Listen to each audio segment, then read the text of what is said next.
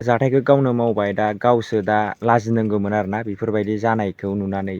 नोंनि माला गुफुरबा साफायना हरलाय आंनो नायथारनां सिथोब गोसोम गोसोम गावनिखौ नायना नायाखै गावनिखौ नायना नायाखै हा सिथोबफोर हा बे बुस्थुआ मालाबा गुफुर फैफेरनाय सोरनियाबा। ससियेल मिडियायाव सानु खेफ्राइनि मोनसे पस्ट बा भिडिअ भाइराल जाबाय दङ। सानु खेफ्राइ आरो रन्जय ब्रह्म बिसोरनि मोनसे भिडिअ भाइराल गोबां जाबाय दङ आरोना। बिनि सायाव दा सानु खेफ्राइआ मैयानिफ्रायनो क्लियारिफिकेसन भिडिअ लाबोबाय दङ आरोना।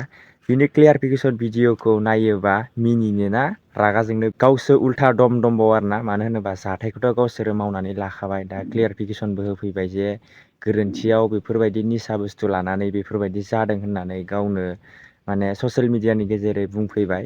बुंफैनायनि गेजेरजोंबो दा गावसो दम दंबावो आरोना। दायखौ मावनानैबो माने मावि बायदि माने दम सोबाव आरो बेफोरबायदि।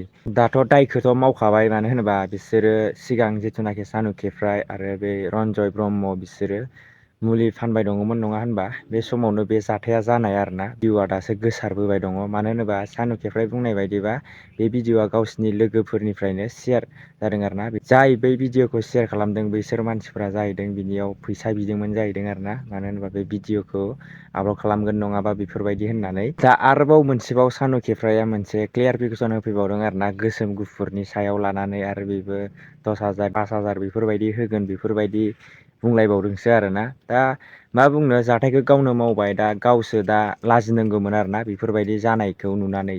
दा गावसोरनो बेफोरबायदि ससियेल मिडियायाव नुखाजोब्बाय बयबो नुखाजोब्बाय बेफोरबायदि भिडिअखौ नुनानै गावबो लाजिनो गोनां दंमोन आरोना सानु खेफ्राइआ। दा नोंसोरो नायनानै लाग्रोलाय सानु खेफ्राइआ मा बुंदों। नोंथांमोनहा नैबे भिडिअखौ नायनानै लाग्रो आरो नोंथांमोना कमेन्ट खालामनानै खिथाहरलाय बबे बबे डिस्ट्रिक्टनिफ्राय नायो आरो चेनेलाव गोदानै फैदोंबा साबसक्राइब खालामनानै लाबानो जाबाय। बिदिबा फार्स्टआवनो नैबे भिडिअखौ नायनानै लाग्रो सानु खेफ्राइआ मा क्लियारिफिकेसन होफैफिनबावदों जिथुनाखि बे गावसोरनि जानाय जाथायनि सायाव आरो बे गोसोम गुफुरनि सायाव। नोंथांमोना नैबे भिडिअखौ फुल नायनानै ला। ओइ गोसोम होननानै बासिग्राफोर नोंसिनिखौ हरलाय आंनो नायनो आङो 10,000 होगोन नोंसिनो गासिनोबो। जायनिया गुफुरसिन बेनो 11,000 होगोन आरो सेकेन्ड प्राइजखौ मोनगोन माबा जाय नर्मेल गुफुर आरो हाइस गुफुरा मोनगोन 11,000। बाखिया डाउनाव आरोना।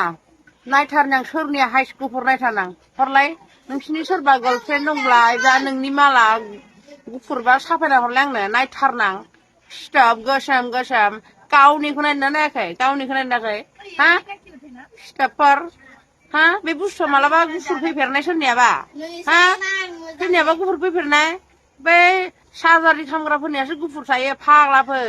डुप्लिकेट मालासो गुफुर जायो। लकेल माला गोसोमानो जाखायो। लकेल दाउखौ नुवाखै नामा माबायदि गोसोम जायो दाउलाफोर सिथोबफोर बेलेग बेलेग माल सोनानै जाग्राफोर मालायखौ बुंनो फैदों बेयाव। नोंसोरो खोब गोथार एखे बिलोनि नासो नोंसोरबो खम नङा। रागा जोंबाथाय आंना बेलेगसो मिथिबाय।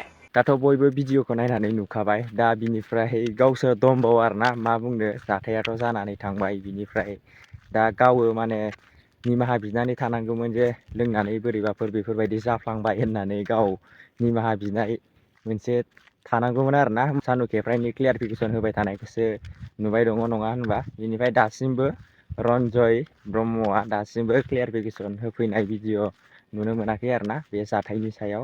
दा सानु खेफ्राइखौ रन्जय ब्रह्मआबो बेफोरबायदि खालामनो हालायलायनाय जाबाय आरोना बेहाबो। मानो होनोबा बेनाबो फैसा एसे एनै जाबायदां मा बुंनो मुलि फानै फानै दाम गोसा गोसानि मुलि फानै फानै। दा बेखिनियानोसै आरोना लोगोफोर मा बुंबावनो मालायनि जाथाय मालाया गावसोर क्लियार खालामनानै लागोन बेनोसै आरोना। नेक्स्ट भिडिअ थाबैनो लोगो मोनसिगोन। बाय बाय।